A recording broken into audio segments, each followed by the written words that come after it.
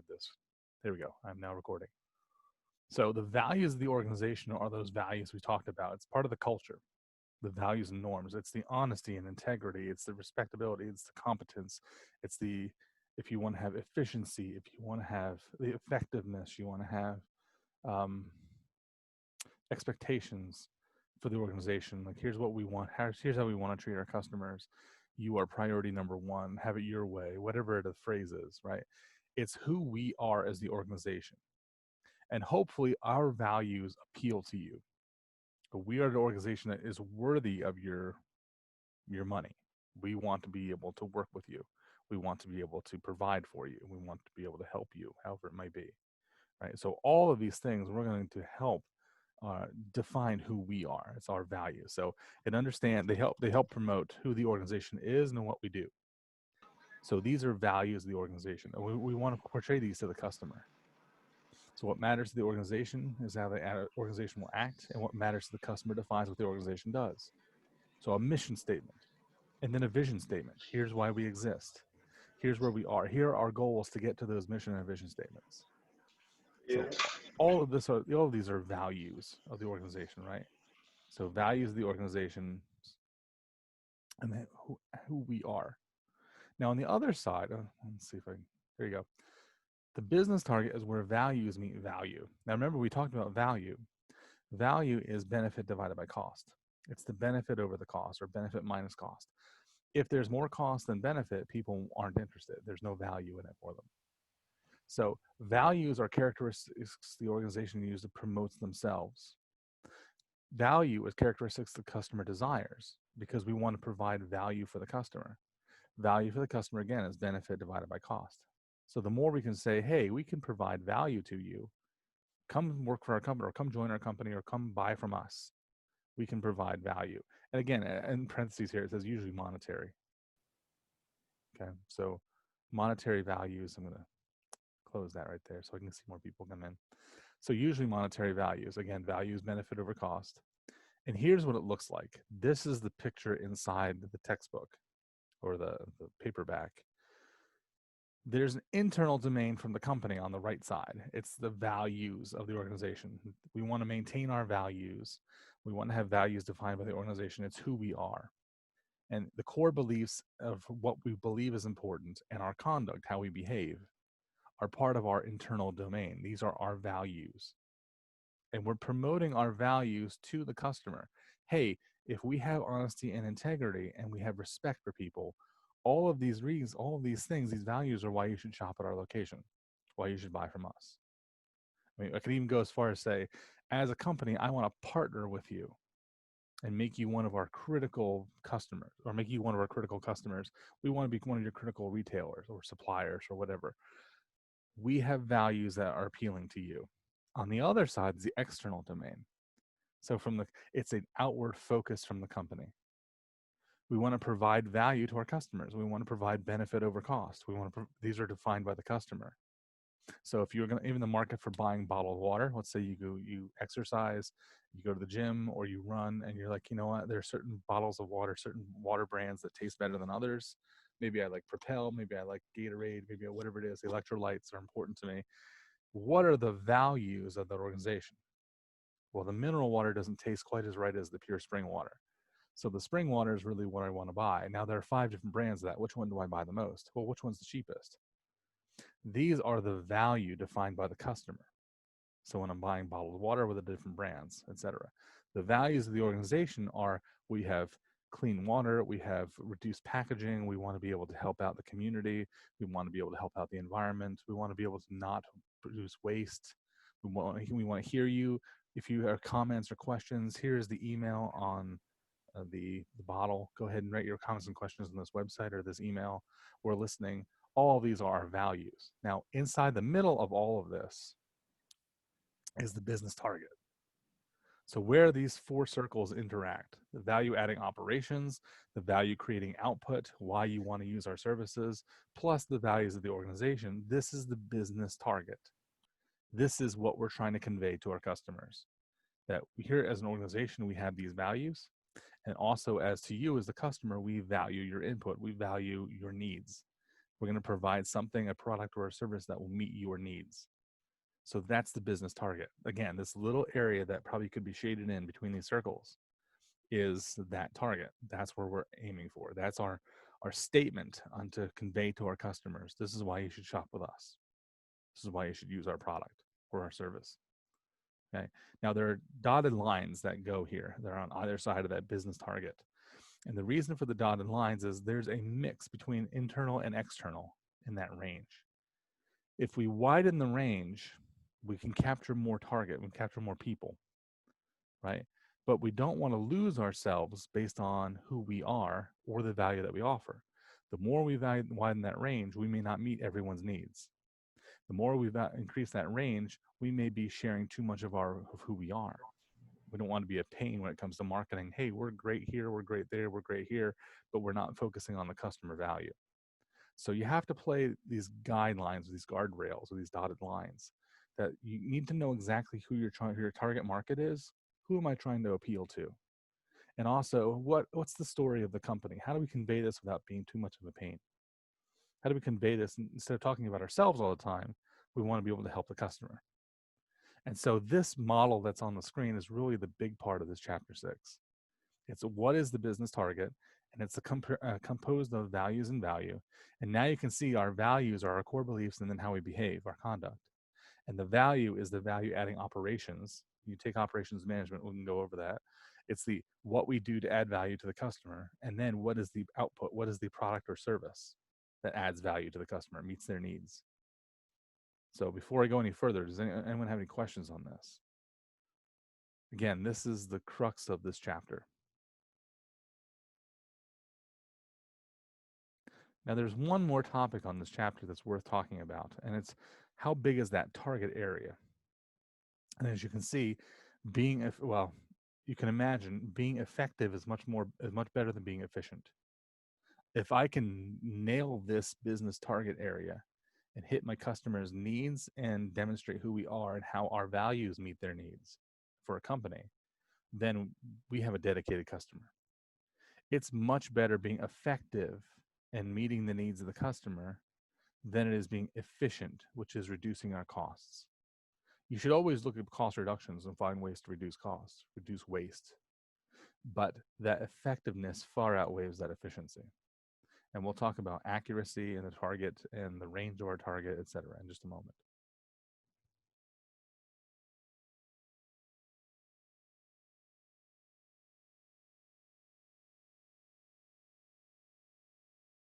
Sorry, I just muted myself. Do the values of this action or these actions add value to as the customer defines it? So when we look at our values, we look at our business target. How do we do this? Number 2, the activity that's performed, does it provide value to customer demands? So does that help the value proposition? And then finally, does the cost or activity add more customer value than the cost? Again, that effectiveness is much more valuable than the efficiency. So when we're looking at taking on, say, a new product to the customer or taking on a new initiative, maybe it's a social project. Maybe it's helping out Black Lives Matter. Or maybe it's providing a picnic to the community. Maybe it's holding a softball game or some sort of mom's timeout drive where mom to mom sales, I think is the term, where it's all about kids clothing and kids toys, et cetera. So some moms that have kids growing up, they're selling them at the local church or maybe in the park. And other moms who are interested and have younger kids might want to get discounted products like clothing and toys and what have you. So is that an initiative that goes with who we are? And is that an initiative that provides value to some customers, even though I'm in the pharmaceutical business? Does that make sense? Well, it's helping the community out, but still, what does that really meet our value proposition? Do people think of us as doing things like that? And again, the question's up to you. But the effectiveness is much better than efficiency. Now, the goal is to improve that target, make that target get those circles to grow closer together, right? Who is the organization and what does it overlap more? So is it more focused on the value or more focused on the values? And hopefully there's a balance between the two, right? And as I said, the effectiveness outdoes the efficiency. How do we make that happen? How do we really get into that fine point? And there's the line right there, 2 final points. Effectiveness is always more important than the efficiency. And second, the target is always more important than the aim. Now, what do I mean by that? Well, if I have these two groups, these clusters of bullets, or let's say I'm at the archery range, these are where my arrows hit, or I'm at the shooting range, this is where my bullets have hit a target. Which one's better? I mean, is there a spot that's better? Is something that's great? Well, I don't know. Like, I don't know where the target is. I'm not sure what I should be aiming at because it's not listed here. It's just shots. Well, if I go one step further and I say, here's the bullseye, I was much better with the ones on the right than the ones on the left, right? So if you have a well-defined target, the organization can focus on improving its operations and activities. So we'll do what it's going to bring success to execute with precision. In other words, if I know my value and my values, I can put that value proposition to the customer a lot easier than if I'm aiming and choosing a lot of different things that I can be involved in. Now, there may be a lot of great ideas with my industry and my company. I've got the resources, I've got the people, etc. But doesn't make sense for my company. Is that part of that business model? Is that business target? And I don't know. That's where you have to make this discussion. So I'll finish up this session because this is my last slide. But I'll talk a little bit more about this. I'll finish this up by saying that Chick-fil-A really struggled with this. So if you look at S. Truett Cathy, back in the 80s, when Chick-fil-A was first starting in the Atlanta area, they struggled with, how do I really go above and beyond being a company that can provide value to my customers and demonstrate the values, in this case, Christian values of an organization. And they did some discussions, they talked to panels. And what always appealed to S. Truett Cathy, who was somewhat of an eccentric CEO, was the thing that people really valued more than anything else was being told please and thank you. So it wasn't the value of the meals. It wasn't the value of chicken over beef. It wasn't the value of chicken nuggets. It wasn't Chick-fil-A sauce. It was people really appreciated being told please and thank you by the employees. And that spawned, hey, let's go one step further. Instead of thank you, let's say my pleasure. Because now my pleasure is geared specifically toward you as the customer. You know what? Thank you for doing this. Oh, it's my pleasure. I want to be able to help you. I want to make you feel special. This is my home. Please come by and visit. Now, it's not really their home, right? It's a Chick-fil-A restaurant. But it made the customer feel special. It made them want to come back because they had that moment where this is my time. I appreciate being here. I feel like I'm one of the family. And so that's what spawned the whole my pleasure thing. Additionally, and you probably have experienced this if you've been to Chick-fil-A, one of the big problems with fast food is having to wait in line. I heard a meme, last week, 2 weeks ago, somebody said, I wish there was a drinks only line when it came to McDonald's. Like, you had a line to just pick up food and do normal ordering, and then you just had a drinks only line because so many people go to McDonald's just for the dollar soda or the lemonade or sweet tea or whatever it is. And Chick-fil-A took a similar approach back in the 90s, saying, you know what do people hate at Chick-fil-A? Well, they hate waiting in line, having to wait 20 minutes to get your food. So they've always taken the initiative of going further faster by trying to, how do I improve the process? How do I improve my wait time so that people are always going through? Maybe I have employees standing outside with iPads, right? At the time, there were no iPads. It was a clipboard. Or maybe it's having people having 2 lanes so people can go parallel. Or maybe it's that the people who are parking and going into the restaurant actually sometimes get in the cross traffic of people waiting in line at the drive-through. And so that takes time. So how do I segregate the people who are in the parking lot versus those who are in the drive-through? How do I change all that? And Chick-fil-A went through this whole ordeal. And then they changed their vision. They actually had a retreat where they went away for 3 days to a hotel, and the top executives got together and they said, well, what's our mission? Like, why are we here? What's our vision? Where do we want to be? And people were talking about reducing costs in this and improving sales in this and improving the quality of this. And S. Truett Cathy famously said, he hit the table and said, I want better. I don't want cheaper. I don't want faster. I want better. So if you were the customer coming into Chick-fil-A, what is better? How do I make their experience better? So it wasn't about the food. It wasn't about the restrooms. It wasn't about the registers. It wasn't about the restaurant. It's, how do I make the overall experience better? And that, in turn, if you've been to a Chick-fil-A, they have a play center, play area. For parents, it was a big deal to say, I want to take my family with me, but there are times where I just want to have time alone with my significant other or time alone with my friends. And so the kids can go play while I'm doing that. And that's what brought in the whole idea of having a play place or a play area inside of Chick-fil-A. And all of this is coming down from this idea of who are we as a company? What are our Christian values? And what do we believe in? And how do we consider the customer versus the value that we can provide customers as they come into the restaurant, saying my pleasure, having a play area, looking at the wait times in their drive through. And all of these things, they got rid of the negatives, excuse me, kept the positives, and then had the values that shone through.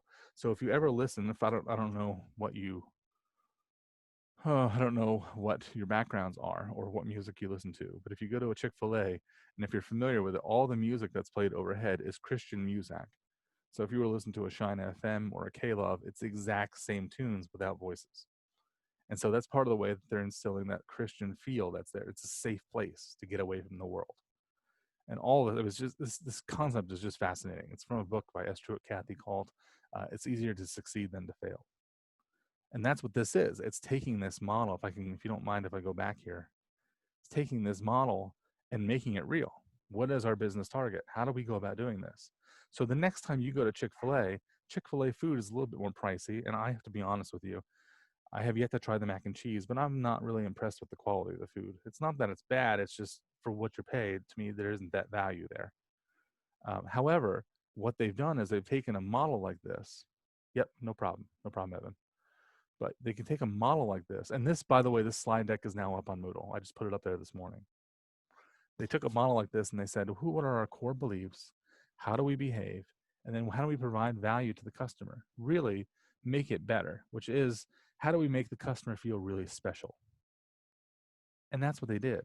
And by doing that, they found this business target, which is why you probably really like going to Chick-fil-A. Even though price-wise, I'm not sure I could go there every day, but boy, their waffle fries are great. Or wow, I really think their chicken sandwiches are wonderful, or their chicken nuggets are great. Or even for the healthier person, like they have their salads and they have their wraps, and wow, those are really fantastic. But they're always looking at reducing costs too. I don't know if you've noticed in the last 7 years or so that the portion sizes have gotten smaller. Maybe not with the chicken sandwich, but with the amount of fries that are there, or the salads, or the wraps, that the portions have gotten smaller because they're reducing costs. They don't want to raise the prices too much for you. Rather, we'd rather reduce the cost by making smaller portion sizes, right? Keeping the same amount of price because we want you to have value, benefit over cost. So there's just a practical example of how this model works. What is the business target? Now we can tie culture into this too. What is the culture that's coming in? And culture is coming from our values perspective. So what are the artifacts? What is the logo of Chick-fil-A? What are the colors of Chick-fil-A? I teach in consumer behavior that certain colors have psychological effects on you. For example, I don't know if you've ever known this, but the color red makes you hungry. Well, what is the background of the Chick-fil-A logo? What color is that? It's red, right? And if you go to a Chinese restaurant, same thing. There's lots of red. Now, part of that means good luck in the Chinese culture, but part of it is to make you hungry. So there's a chance you're going to order more, right? As opposed to blue, which is more of a cool color. It's more of a chill, almost like a nighttime color to kind of make you feel like, I'm not particularly hungry, but I feel motivated to do something. I feel less stressed. Like I feel like I'm able to take on responsibilities easier. And certain companies use those colors. But regardless, all of these ties in culture, it ties in logos and colors, ties in taglines, commercials and marketing, advertisements. All of these things are based on this thing called the business target or the universal target. This is what you're after in a company. So if I asked you to create a business plan, which I'm not going to, but in your research papers, if you start working in those, start thinking about it in this term. Like, what is the business target? What's the business target of Chick-fil-A? I just went over that. What's the business target of McDonald's? What's the business target of Kroger? What's the business target of Speedway? Right? What are the core beliefs, if you even know what they are for that company? Let's take Speedway. What are the core beliefs of Speedway? How do they believe? How do they behave? What do they think? And then what's the value to you as the customer? Why do you go to Speedway? Is it the price of the gas? Is it the ease of filling gas and convenience? Is it the price of their freeze drinks, their equivalent of sodas? They're 89 cents as compared to McDonald's that are $1, right? Is it the customer service, the satisfaction? Is it the clean restrooms, right? Is it the size of the parking lot so that you can park and or fill your gas tank up in your vehicle? Is it easy to do that or not? Is it easy to use your credit card and your Speedway card at the pump as opposed to having to go in? How long is the wait line? All of these are part of this value adding operations and value output. So is the value there for you to go to Speedway? I have another gas station. If you go down 31, there's another one called Thornton's. It's near a Speedway. It's actually far in Greenwood on your way to Whiteland. And Thornton's is another gas station. Is it worth going to? What are the price of drinks? They have a much bigger selection than Speedway does. But is it worth it? Is it worth the drive? Is it worth the gas? The gas might be a little bit more expensive. Is it worth the environment? Is the parking lot size good? Again, all of these are part of this business plan. What are the values of the organization? And then what are the value adding operations or the value output or the proposition to the customer? And if you combine those two and put it into the target, what is that business target? Does it make you want to shop there? I'll ask you one more question and then we'll go. Think of a company that you love going to or you like buying from. It can be online, like an Amazon, or it could be in person. Take GameStop. Why do you shop there? Is it because of the core beliefs and the conduct of the company? I feel like I belong here. I feel like this is part of who I am. These people get me, they understand me, etc. And the value adding operations, do they provide value to you for what you may buy? If it's video games or gasoline or whatever it is, clothing. So why do you shop at this place? And can you tell me what the business target is? If I asked you on an exam, hey, I shop at such Von Mar. Here's the business target. They are kind, they're family driven, they actually appreciate the customer, and I feel like I can ask questions and people help me, and I feel special, and they're willing to wrap my purchases for free.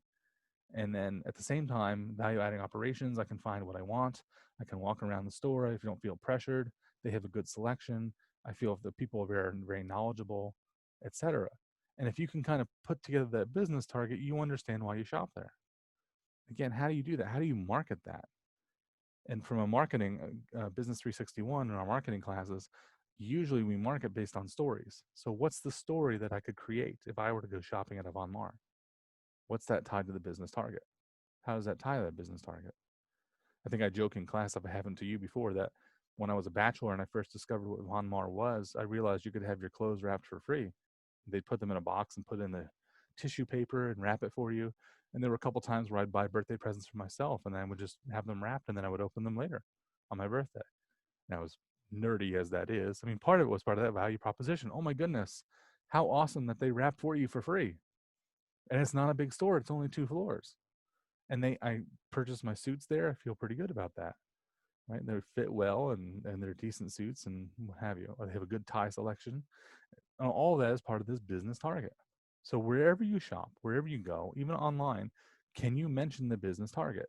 And if you can't, think about places you don't shop. Think Best Buy. Maybe you do shop at Best Buy. I don't know. But think places that where you don't normally shop. I know for me, Best Buy, the value adding operations aren't there because the cost savings aren't great enough. Or when I'm talking to somebody who's at the area, usually, not always, usually I know more than they do about washing machines or about refrigerators or whatever, because I've done some research and done some homework on that side. So they don't really add value to me. So why would I shop at a Best Buy if I don't find the value there? See, all this kind of ties together. So when you look at a company, see if you can figure out what the business target is. How would you go about doing that? All right, I've talked enough. I've gone about a half hour. You guys get the idea, hopefully. Okay, we're going to continue this next week on Monday when we get together. But for now, these slides are up there. You still have a quiz that should be open today. I'm going to open it up around 11 o'clock, just so you have it. There's some questions on there from last year that I want to change because I want to tailor it more to you guys now. So after 11 o'clock, expect the quiz to open.